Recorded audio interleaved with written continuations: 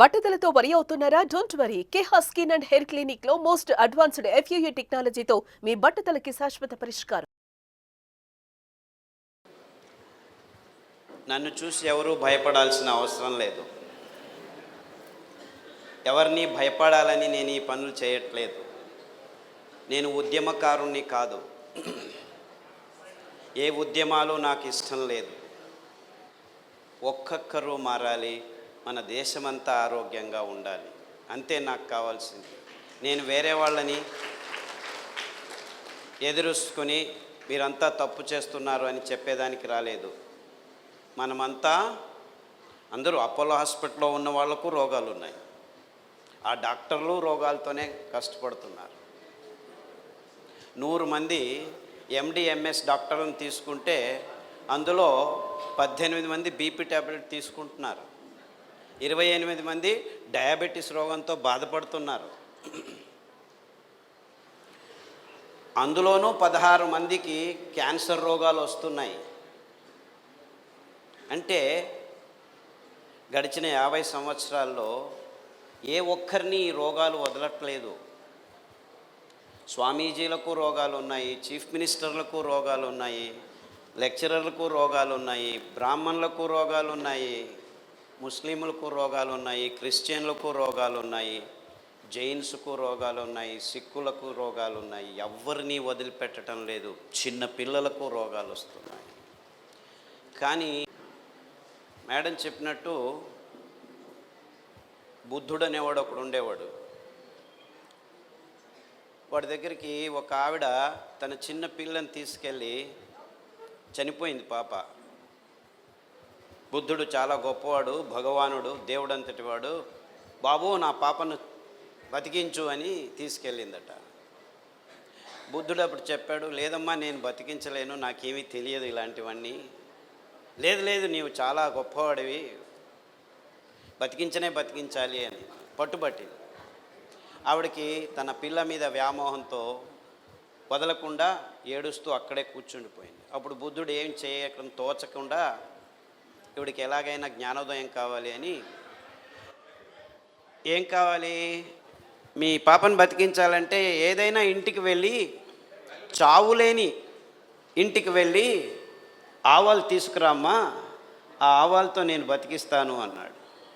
ఆహా అనుకొని ఆవిడ పరిగెత్తుకుంటికి వెళ్ళి అందరి ఇళ్ళకు వెళ్ళడం మొదలుపెట్టింది.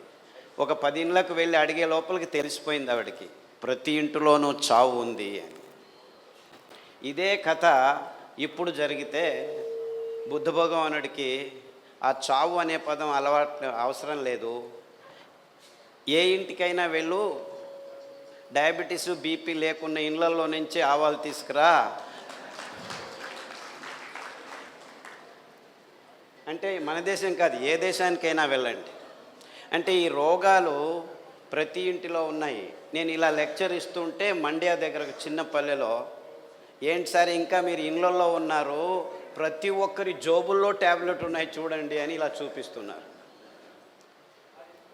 అంటే ఇంటిలో ప్రతి ఒక్కరికి రోగాలు ఉన్నాయి. ఇంట్లో కాదు, ఇంట్లో ఉన్న ప్రతి ఒక్కరికి రోగాలు ఉన్నాయి. తమాషా ఏమిటంటే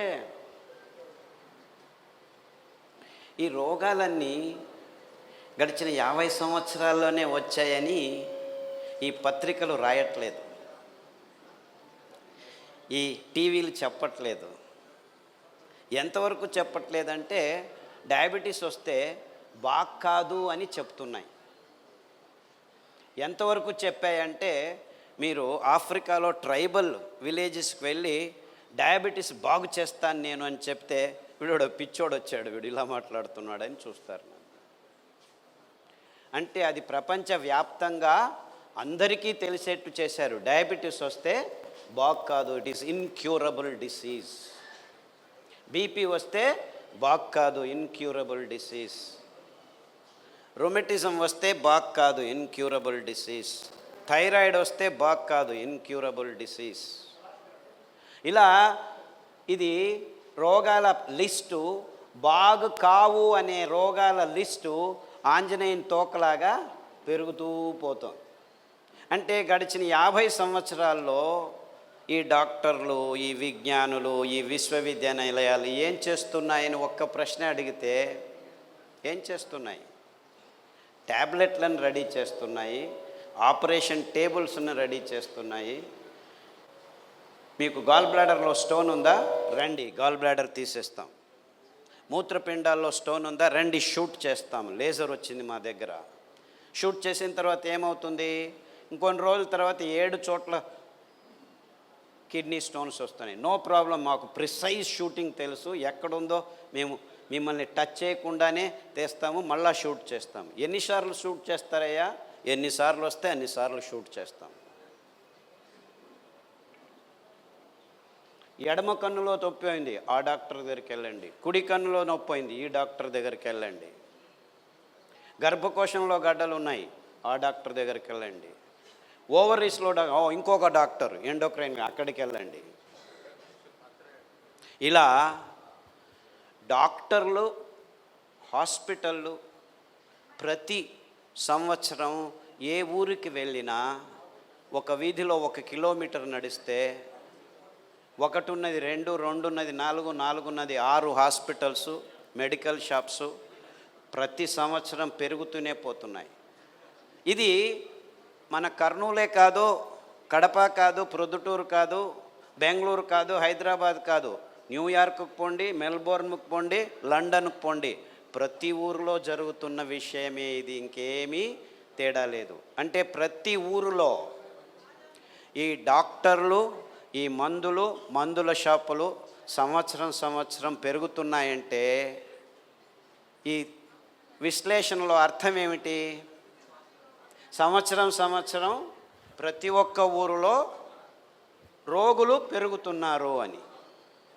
కానీ 50 సంవత్సరాల నుంచి వీళ్ళందరూ ఏం చెప్తున్నారు? మనకి విజ్ఞానపు అంచుల్ని మేము చూసేస్తున్నాము అని చెప్పేస్తున్నారు. విజ్ఞానపు అంచులను చూసేస్తుంటే 50 సంవత్సరాలైంది, ఎందుకు రోగులు ఎక్కువ అవుతున్నారు? మీరు విజ్ఞానాన్ని అంతగా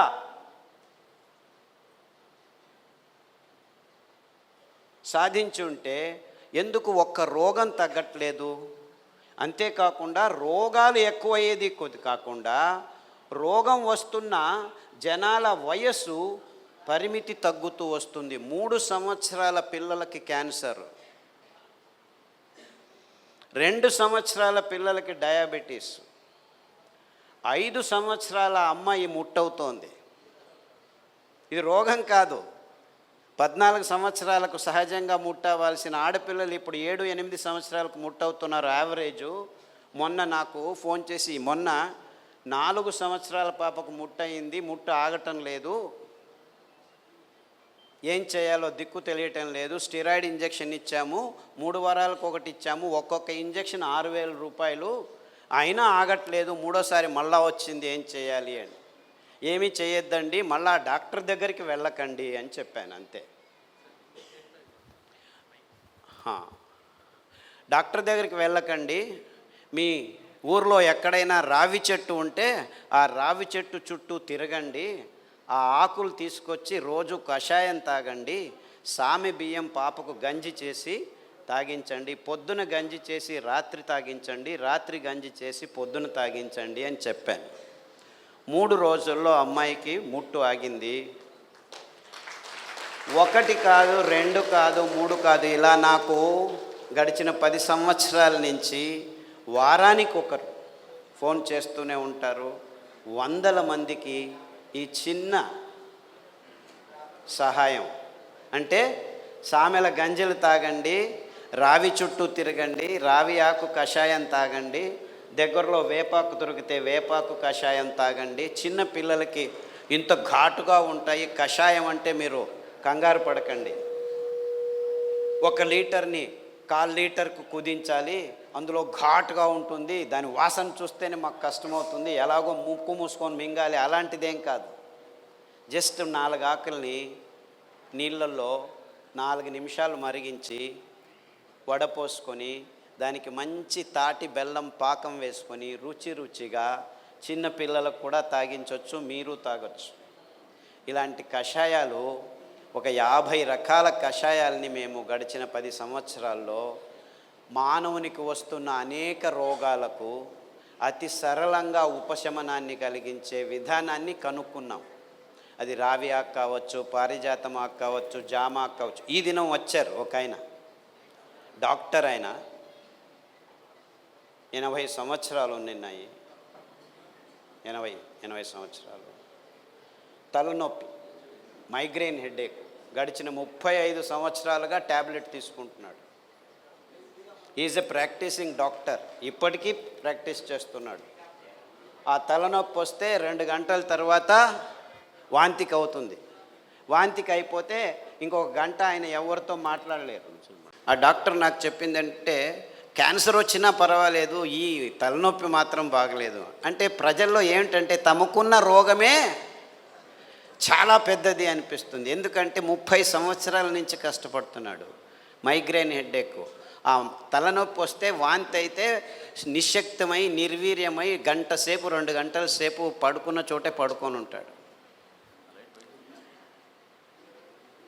నువ్వులు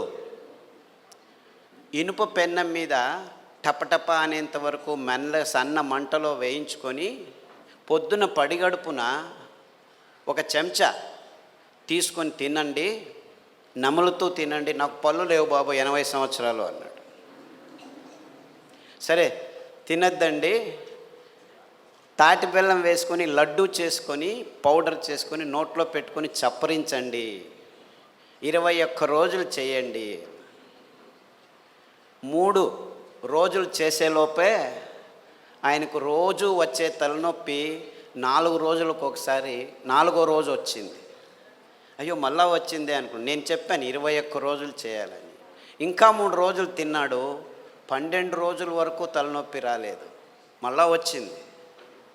ఇంకా 3 రోజులు తినే లోపల మొత్తం 18 రోజులు అయింది. తర్వాత తలనొప్పి రానే లేదు. 21 రోజులు అయిపోయింది.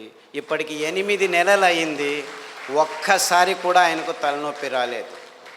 ఈ మనిషి ప్రాక్టీసింగ్ ఎండి డాక్టర్, 30 సంవత్సరాలు ఈ సో కాల్డ్ ఆయన అమెరికాకి వెళ్ళాడు, అన్ని చోట్లకి వెళ్ళాడు, లెక్చర్లు ఇచ్చాడు, అంతా చేశాడు, ట్యాబ్లెట్లు తీసుకుంటూనే ఉన్నాడు. They could not help themselves.